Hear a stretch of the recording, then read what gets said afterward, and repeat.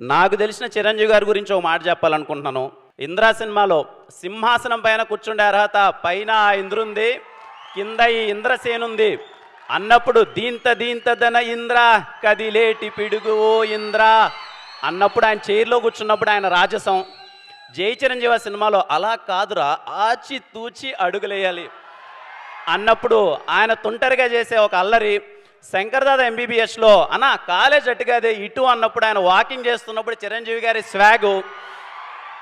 ఠాగూర్ సినిమాలో మన్మద మన్మద మామపుత్రుడా ఇంద్రుడై చంద్రుడై కన్ను కొట్టరా అన్నప్పుడు ఆయన కన్ను కొట్టి వీణ స్టెప్ వేస్తుంటే డాన్స్ రా నా ఒంట్లో వీణలు మోగడం.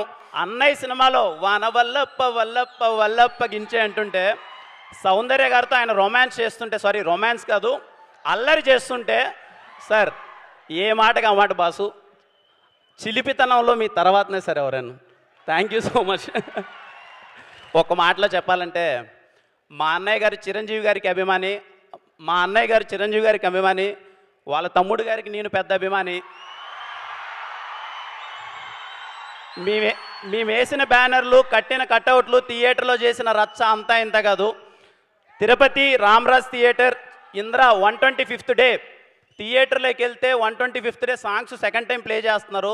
సగం స్క్రీన్ మొత్తం పేపర్లతో నిండిపోయింది. అక్కడ ఆయన దాయి దామ స్టెప్ వేస్తుంటే ఇరుకున్న సీట్లలో కూర్చోవడమే కష్టమవుతున్న సీట్లలో మేము లేసి దాయి దామ చిన్న ప్రాక్టీస్ చేస్తున్న ఒక కుర్రాడు ఈరోజు ఇక్కడ ఆయన వెనకాల ఆయన ముందర ఇలా నిల్చొని నేను హీరోగా మాట్లాడడం అన్నది చెప్పలేని ఒక ఫీలింగ్.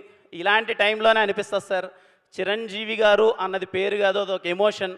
ఇదిగో మీరు అక్కడెక్కడో ఒక ఎవరెస్ట్ వేసి కొండపైన వేసి కూర్చొని మాలాంటి వాళ్ళందరికీ రండ్రా పరిగెత్తండి అలసిపోవద్దండి రండి నడవండి మీరు కూడా అచీవ్ చేయగలరు అని ధైర్యం చూపించినందుకు thank you so much sir. ఇలాంటి టైంలోనే మనకు అనిపిస్తుంది మన్నమ్ము చిరంజీవి గారే కదా అన్న ఫీలింగ్ అనిపిస్తుంది. Thank you so much sir. నాకు తెలిసి ప్రతి ఒక్క కుర్రాడు ఏదో టైంలో ఎక్కడో చోట వాళ్ళ ఫ్రెండ్స్తో గొడవ పడుతూనే వాళ్ళ అమ్మగారితోనో వాళ్ళ ఇంట్లోనో టీచర్స్తోనో ఎక్కడో చోట మేము చిరంజీవే కదా అన్న ఫీలింగ్ చాలామంది కుర్రోళ్ళు ఫీల్ అయి ఉంటారు. Thanks for inspiring us sir. Thank you so much.